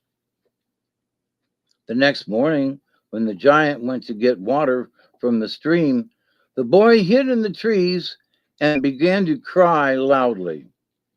The giant soon discovered him and asked, "Why are you crying?" "I have lost my way," said the boy. "My parents have gone and left me. Please take me into your service, for I would like to work for such a kind, handsome man, and I can do many things. The giant was flattered by what the boy said, and although he liked to eat little children, he thought, now that I am alone, I ought to have a companion. So I will spare the boy's life and make him my servant. And he took the boy back to his cave and said, cook my dinner before I come home. Make some good stew, for I shall be very hungry. When the giant went into the forest, the boy prepared the evening meal. He cut up a great store of deer meat and put it in a large pot, bigger than a hog's head, and made a good meat stew. When the giant came home in the evening, he was very hungry, and he was well pleased to see the big pot filled with his favorite food. He seated himself on one side of the pot, and the boy seated himself on the other side, and they dipped their spoons into the big dish. And the boy said, we must eat it all up so that I can clean the pot very well and ready for the corn mush we will have for breakfast. The stew was very hot, and to cool it before he ate it, the giant blew his breath on what he had dipped out. But the boy poured his own share into a bag under his coat and said, why can't you eat hot food? A big man like you? In my country, men never stop to cool their stew with their breath. Now the giant could not see very well, for his eyesight was not very good, and the cave was dark, and he did not notice the boy putting the stew in the bag so quickly. He thought the boy was eating it, and he was shamed by the boy's taunts because he was so much larger than the boy. So he ate up the hot stew at once in great gulps and burned his throat badly. But he was too proud to stop or to complain. When they'd eaten half the pot full, the giant said, I am full. I think I have had enough. No, indeed, said the boy. You must show that you like my cooking. In my country, men eat much before than that. And he kept on eating. The giant was not to be outdone by the boy. So he fell into eating again. And they did not stop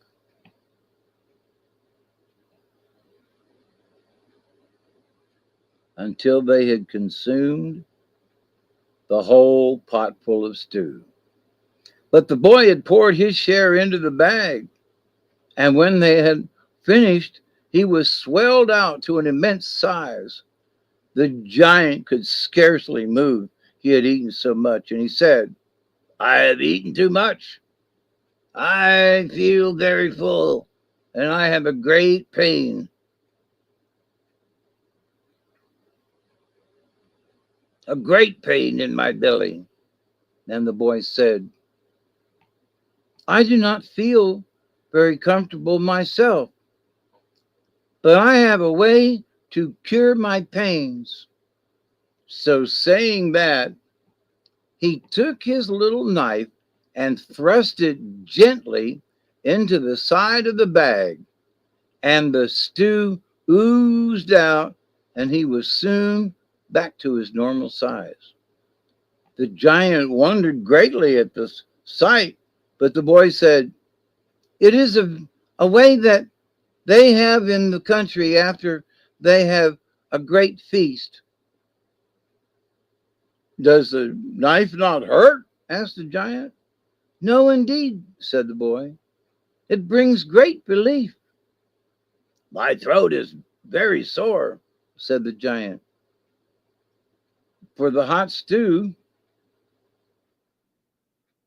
had burned him.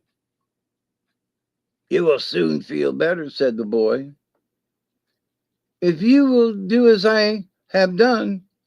The giant hesitated to do this, but soon he felt so uncomfortable that he could bear it no longer. He saw that the boy was feeling quite well, so he took his long knife and plunged it into his stomach. Strike hard, said the boy, or it will do you no good. The giant plunged the knife into the hilt, and in an instant he fell dead. Then the boy took the stones and the bag and the knife which the woman of the mist had given him, and went and told the chief what he had done. The chief sent his messengers to the cave to make sure that the boy spoke the truth. Sure enough, they found 3 giants lying dead. When they told the chief what they had seen, he said to the boy, You may have my daughter as your wife. But the boy said, I do not want your daughter. She is too old and fat. I want only traps to catch fish and game. So the chief gave the boy many good traps, and he went into the far country to hunt game. And there he lived happily by himself, and his wicked uncle never saw him again. But the land was troubled no more by giants because of the boy's great deeds. The end.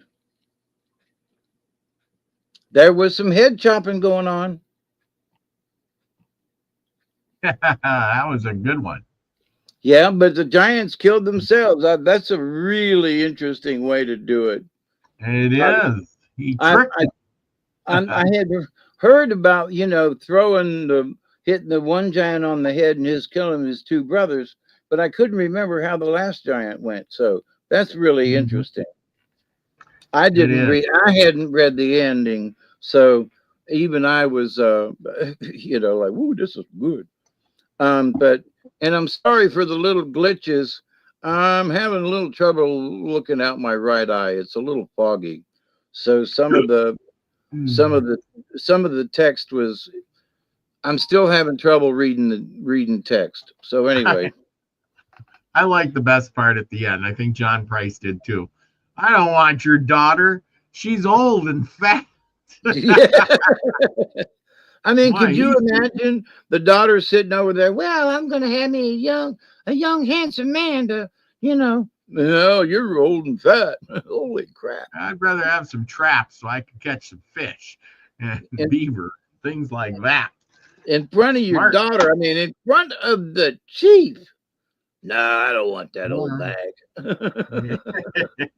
She's too old and fat. Oh, goodness gracious me. Oh, let's see. Where do I come back to? Man. See, they just, back in the day, they just put it right out there. Today, people would be like, oh, no, I just, I decline or something. Why? Oh, because, got to be nice, politically correct. Yeah, it went the other way too. I mean, there was some of these guys that, looked like me, long hair and a beard and everything, Grody come out of the woods, and it's like, hey, baby, you want to get married? And she was like, what? But, she had just lost her husband and there was no one to support her. And she figured, he's the next guy. When am I going to see another man? Unless he's just absolutely horrible, they would pair up. So, and some unlikely pairs too over the years. a dainty little native girl or woman versus this 6'6", white man. But yeah, so all right, give me a second. Let me get the cards. Don't forget, everybody, we got new Soul Tribe shirts. You can go over to Nina's channel, Nina's StreamYard store, Streamlab store, or whatever, and go get yourself a new Milky Way Soul Tribe shirt while they're getting's good. Anyway, she's got our Wayne Stagger shirts over there and Beyond Truth shirts over there too. But get yourself a Milky Way shirt so you can be like me. Anyway, link is in the description below. So check that out, everyone. David's doing the cards. I hope y'all enjoyed the stuff. I challenge any of you to go get yourself a pack, put it on your back, and carry around 90 pounds for an hour. Anyway, put your guesses in for what do you think the cards are going to hold tonight. We got bat, squirrel, possum, and butterfly. And I'm shuffling right now. So Susie Q says cougar, mountain lion, eagle, and grouse. And let's see, yes, F Kitty. There's lots of stories about giants. Why would they talk about giants? Why would the Indians have all these stories about giants if they didn't really exist? Right. Good question. And the old stories, Yeah. legends, old stories, not just something they made up last week, old stories, because this is from 1922. The stories that I'm reading from. So, over a century, just over a century ago, this guy published this book. And so that's where the stories came from. And he took the stories directly from the natives. There was a big movement back then to try to, some historians wanted to record what they knew was going to be Indian traditions that got melted away. And so let me ask this question while I'm still shuffling here. President Trump has just signed this thing about, them going around and making sure that the Smithsonian are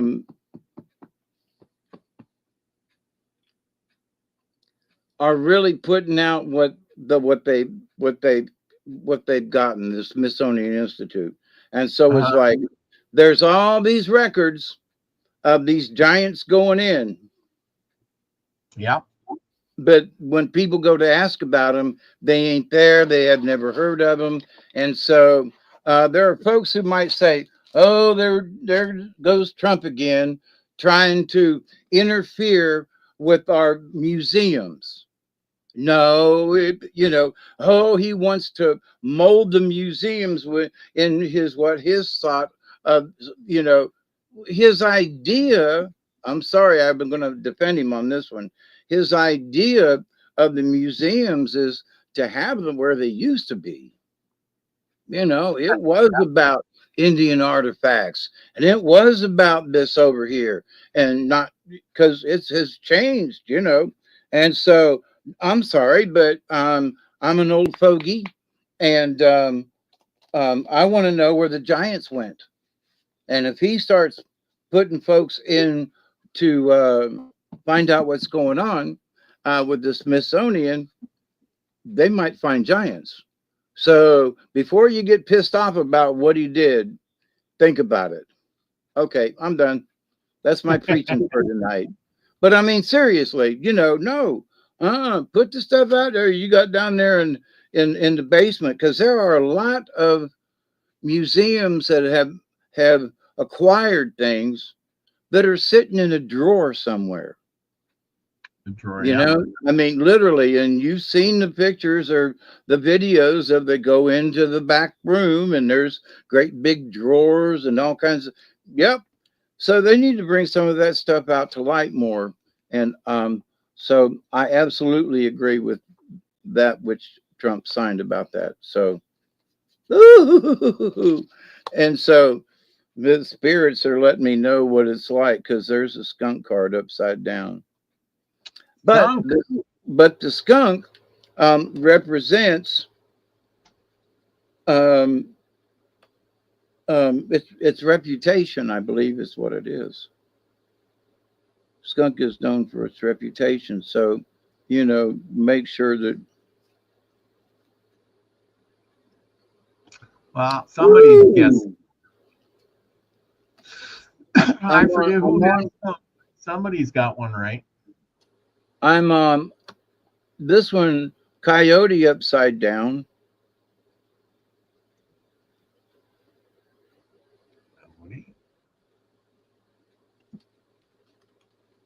It almost feels.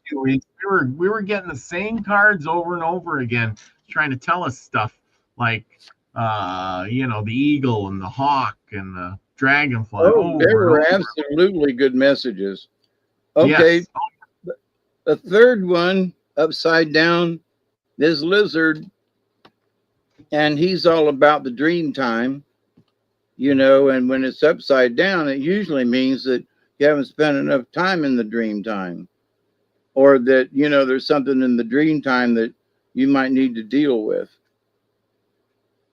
Yep. Yes, coyote, I think. Number 22, owl, right side up. So we've got skunk in first place, upside down. Coyote in second place, number 13, upside down. Lizard, number 36, upside down. And owl, number 21, right side up. And I'm getting to the end of the deck. And I think it's this one. Who had Mountain Lion? Well, I think it was Susie Q. Mountain Lion upside down. Anyway, so there it is. Oh, she had Hummingbird. Let's see. I'm trying to find all of these. John Price had Hummingbird, Dog, Cat, Armadillo, and Rabbit. Wrong, and wrong. Dang, mighty. No. Skunk. No, F Kitty had skunk. Chloe, bat, squirrel, ant, possum, and butterfly. Wrong. Wait. Did she say bat? Yes. Okay, the last card is bat. Bat. Oh, you got one right. And that was the last card. Last card. At the end of the deck, because I go through all the way through the deck and, there ain't but 10 cards left. So it's like, yeah, it's one of these or not, But there is a, it's been a while, but here's a six card spread. And there's only one of them right side up. All the other ones are upside down. So that is interesting. So starting out with skunk at number 7. Yep. If Kitty says I missed lizard. Well, he was talking coyote. I'm just no, we've got mountain lion and coyote. Yeah.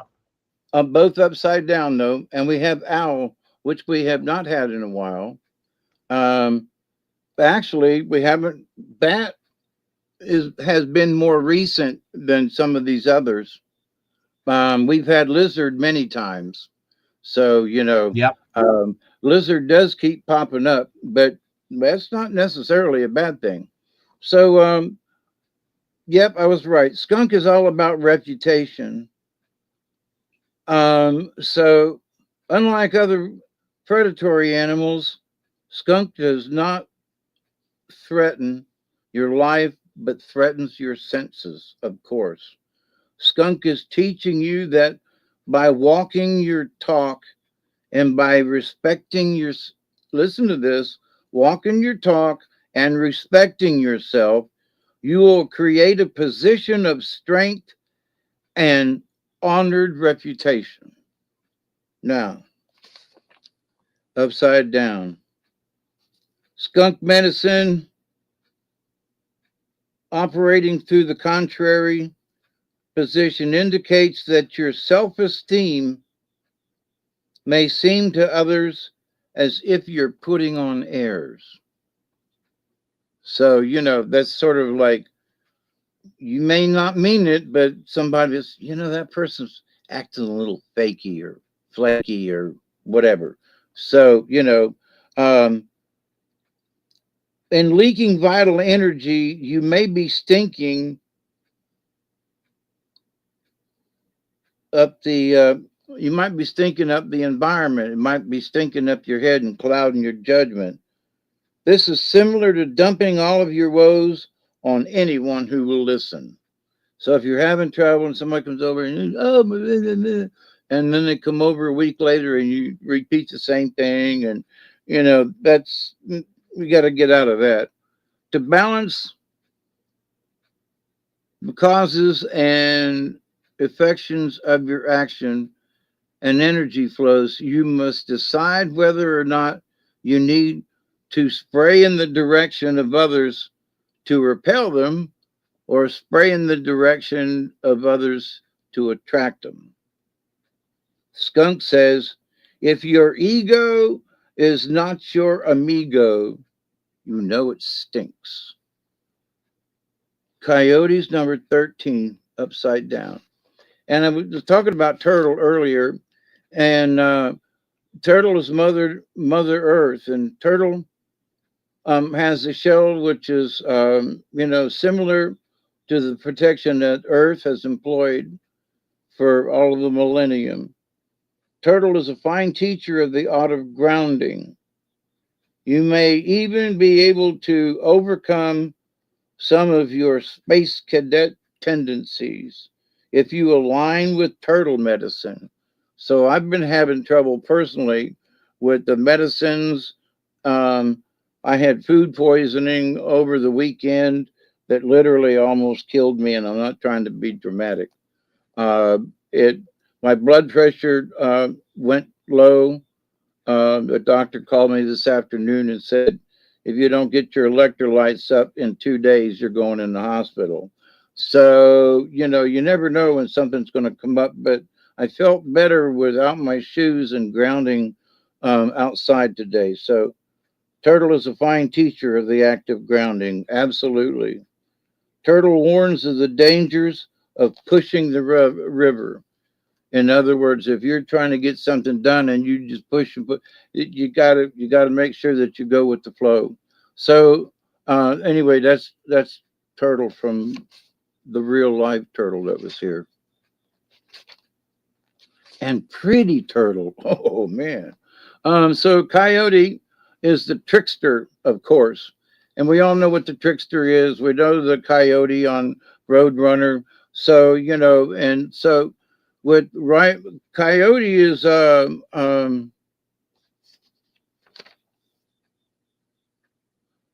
has many magical powers, but they do not always work in his favor. His own trickery fools him. He is the master trickster who tricks himself. No one is more astonished than a coyote himself. Okay, but now upside down. Contrary coyote may signal a time when everything you touch backfires. All your jokes may be exploding in your face. In the reverse position, coyote also signals a time to be aware of the intentions of others. So see, this isn't negative on you. So upside down coyote may be warning you to look at other people. Are they, trying to take advantage of you, etc.? And this new wave of everything going on and blah, blah, blah. Oh, this is a good deal. Buy into here, and you get suckered in. So be careful of others. Absolutely. Whatever coyote reverse is conjured up, it could be coming from any direction. Remember, the Joker is always wild. So, and if he appeared in your cards, you can be assured that he's going, something contrary might go on. Now, if you've been having a lot of trouble, the contrary might be that luck comes your way. So the contrary of something is not always bad.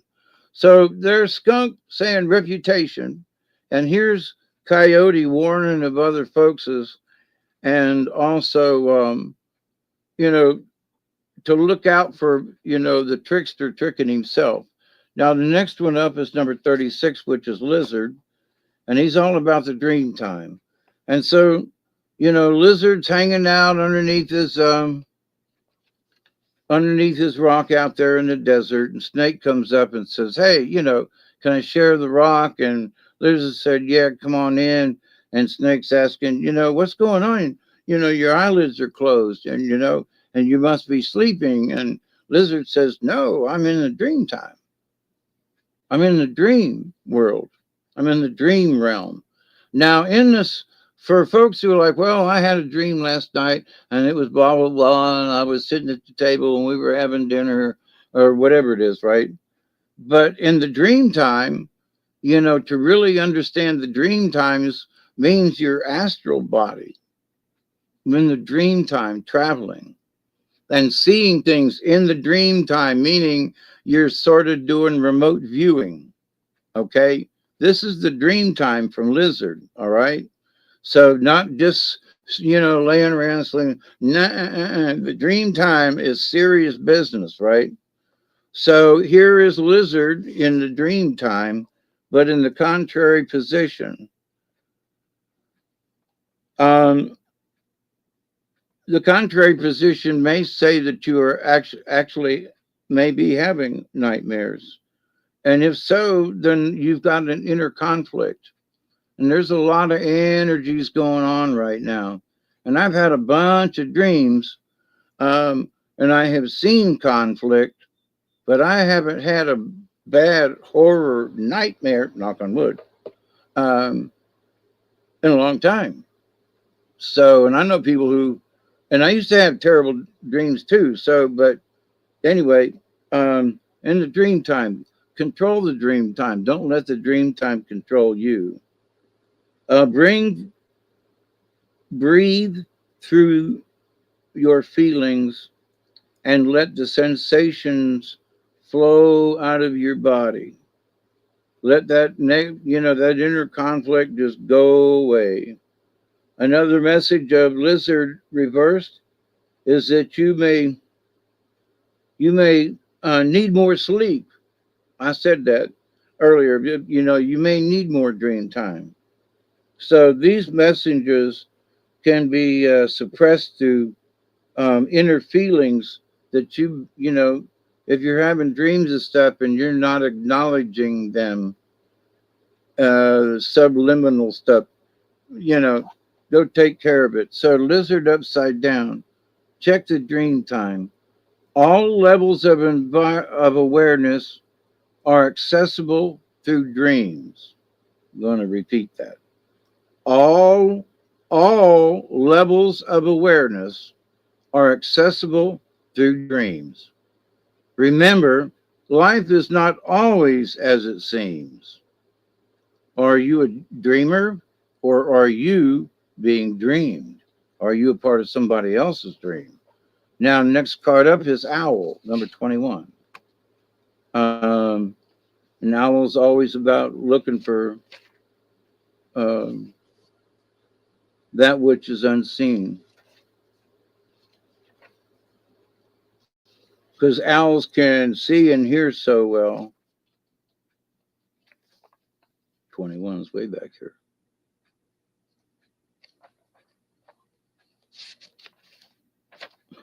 One more page. Oh, so here's Lizard saying dream time. You might look out for somebody, that might be watching you, kind of thing. And here is Owl, which is deception, and it's right side up. So owl medicine is symbolically associated with clairvoyance.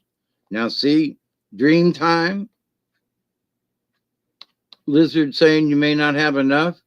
And here's Owl coming in right side up, the next card, with having to do with dreams, astral projection, and clairvoyance. Interesting card to back it up. Owl hunts his prey only by night. An owl is oftentimes the medicine of sorcerers and witches. Athena, the Greek goddess of wisdom, had a companion owl on her shoulder, which revealed unseen truths to her. Owl had the ability to light up Athena's blind side. So if you pull the owl card, you are being asked to use your powers of keen, silent observation. Now, weren't we told back here to pay attention? Yep. So, where did I lost my place? To use your powers of keen, silent observations to intuit some life situation. What does that mean? To intuit, you got to have a feeling. Well, I think that couple over there, if they could just quit arguing long enough to hear each other, they might not get divorced. Or that's a weird situation to bring up, but Al can bring you messages in the night through dreams or meditations. Lizard saying more dreams. Okay. Pay attention to the signals and the omens. The truth always brings further enlightenment. Think about that. You learned a truth about something, and you're like, holy crap! Now I can put dots together and things, and yeah. So it brings enlightenment, and it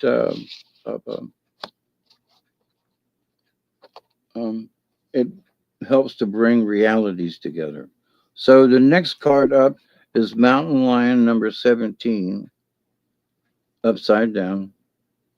So this isn't a bad message. This is make sure that you've got your with skunk, and make sure that you got, if you fart in a direction that might have bring people together and they start singing the fart song, or people go, ooh, oh my, go away. So, that's skunk. But, skunk is also being aware. Same thing with coyote. Be careful that, you don't, somebody else might be playing a trick on you. And lizard saying more dream time, and owl's backing it up to say you might be some messages in them dreams, y'all. So now up to the 1, 2, 3, 4. The fifth card, Mountain Lion, is leadership. Okay. So Mountain Lion is a difficult power totem because it places this person in a position to be the target from somebody else's problems. So, there's a warning in here, to watch out for other people with the trickster. And Owl's like, keep an eye on stuff. And now here's Mountain Lion that says, you could be blamed for strange things going on when you have nothing to do with them, right? So if Mountain Lion has come up in your dreams, there's the dreams again, ding, ding, ding, in a row, pay attention, right? It is a time to stand on your convictions and lead yourself where you need to go. Now, upside down, that's just a general statement for Mountain Lion. But upside down, you may be playing with fire. A leader who tries to lead through tyranny or dictatorship has forgotten the medicine of truth. So Mountain Lion's about truth. Tell the truth. If you are avoiding taking your place of leadership, it could be because the whole idea scares you crazy. It could be in charge of you know, a Boy Scout troop or den or a church group is singing, but whatever it is. And you're like, now there are folks who want to be the boss all the time. You can still be the boss in the background too, by the way. So another message of Mountain Lion Reversed is to not let yourself be led down the primrose path by a leader who is abusing power. So there's the trickster. It goes back to the second card. So Mountain Lion's still warning. Now here's Bat upside down. So this is not a bad layout, but it's all about warning of something or somebody. Now that somebody could be in general to the general public, or that somebody might be you in certain situations. Okay. So here is Bat rebirth. So you're going to be setting up your boundaries with Skunk and making sure, you know, you got that right and not chasing away somebody you might need to be an ally with. A trickster upside down, trying to subvert his own self, or somebody trying to get to him or you or us. Lizard, dream time. Al is saying, you know, you need more dream time because there are lessons in there. And Mountain Lion is saying the same thing, you know. And in a position of leadership can be in that you just decide to wake up yourself. So Bat is rebirth. And Bat embraces the idea of a shamanistic death. We've talked about that. And it's absolutely set up. In some cases, the shaman digs a hole or does other things. Usually it's to go outside and be covered in grass, leaves, wood, or literally dig a hole and then lay in the hole and be there all night long and just be in that hole. And you can burn sage, mostly prayer for the single person in the grave. And that's your shamanic rebirth to help connect you to where? To the dream time and to that, you know, the place out there. Holy crap, you know. All these cards tonight are leading in basically the same direction. If Bat is still hanging around,